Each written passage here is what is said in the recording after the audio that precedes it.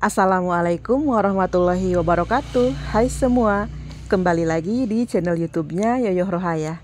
Terima kasih udah ngeklik video ini, semoga videonya bermanfaat. Nah teman-teman, gimana kabarnya? Semoga selalu sehat, selalu bahagia, dilancarkan rezekinya dan dimudahkan segala urusannya. Seperti biasa, aku kembali hadir untuk membagikan kegiatan aku di warung sembako milikku. Nah teman-teman, inilah kegiatan aku di pagi hari di warung sembako milikku. Seperti biasa, aku tuh pagi-pagi beresin warung ya.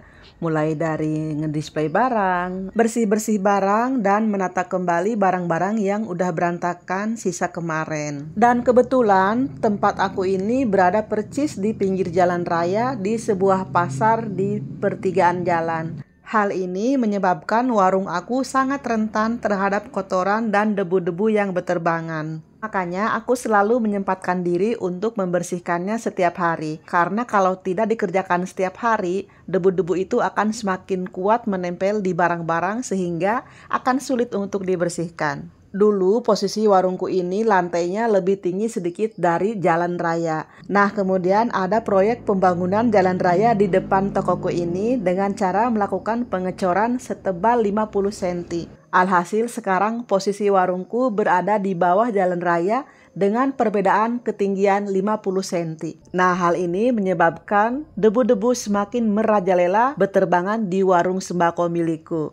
Nah teman-teman, di video kali ini aku mau ngebahas tentang 5 alasan kenapa kita harus menggunakan uang pribadi bukan hasil pinjaman untuk memulai membuka usaha warung sembako.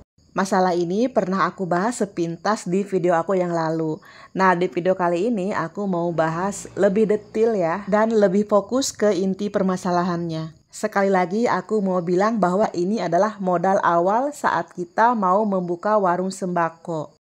Jadi ketika kita mau membuka warung sembako itu, usahakan kita harus memiliki modal pribadi bukan hasil pinjaman.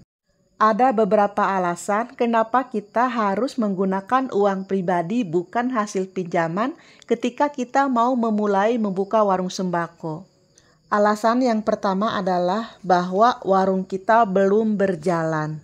Bagaimana kita bisa mengembalikan uang pinjaman itu sementara warung kita pun belum berjalan sama sekali?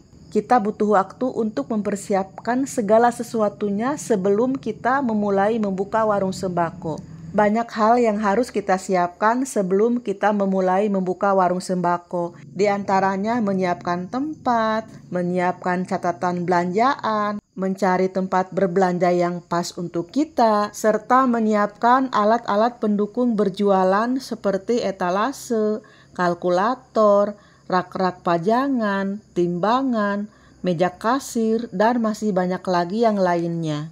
Nah, kalau kita menggunakan modal pribadi, maka kita akan merasa lebih leluasa ya waktunya, atau kalau aku bilang lebih nyalse saat kita mempersiapkan segala sesuatunya sebelum kita memulai membuka warung sembako. Beda halnya bila kita menggunakan uang hasil pinjaman, entah itu hasil pinjaman dari perorangan atau hasil pinjaman dari bank, semuanya ada limit waktunya kapan kita harus setor. Bayangkan ketika uang modal itu belum kita gunakan, kita malah pusing dan sibuk memikirkan setoran. Alasan yang kedua adalah karena kita belum punya pelanggan. Butuh waktu bagi kita untuk memiliki pelanggan di warung sembako kita. Bagaimana kita bisa memiliki pelanggan sementara warung sembako kita belum berjalan? Sedangkan syarat berkembangnya warung sembako kita itu adalah bahwa kita harus memiliki pelanggan. Karena dari pelanggan inilah kita akan mendapatkan penghasilan.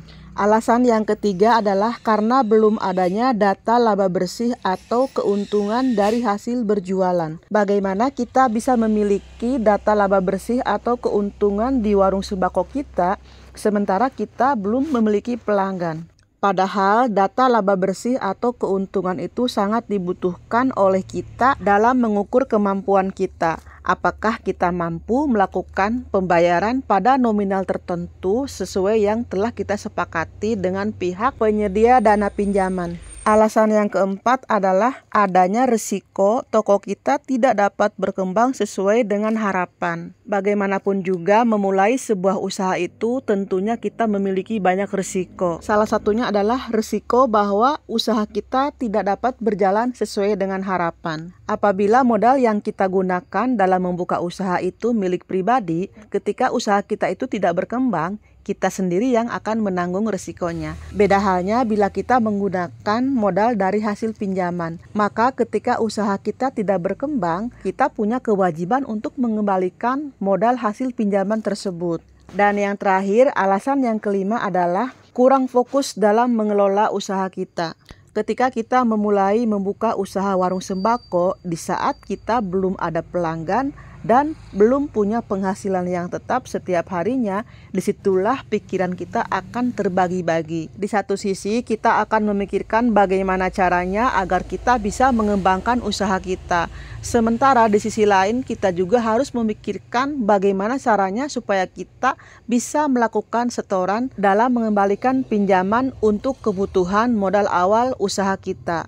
Lalu apakah kita boleh meminjam uang untuk modal usaha? Jawabannya tentu saja boleh ya, kalau kondisinya sudah memungkinkan. Terlepas dari hukum syar'i atau hukum apapun, aku tidak melarang kalian untuk meminjam uang untuk digunakan sebagai modal usaha.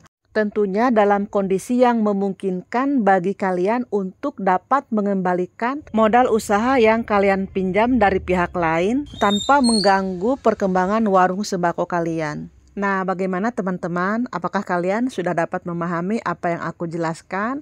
Intinya kita harus tahu dulu kemampuan kita dalam mengembalikan modal hasil pinjaman sebelum kita memutuskan untuk meminjam modal ke orang lain atau ke pihak lain. Nah teman-teman, sampai di sini dulu videonya. Terima kasih sudah menonton. Sampai jumpa di video berikutnya. Tetap sehat, tetap semangat, dan tetap bahagia. Wassalamualaikum warahmatullahi wabarakatuh.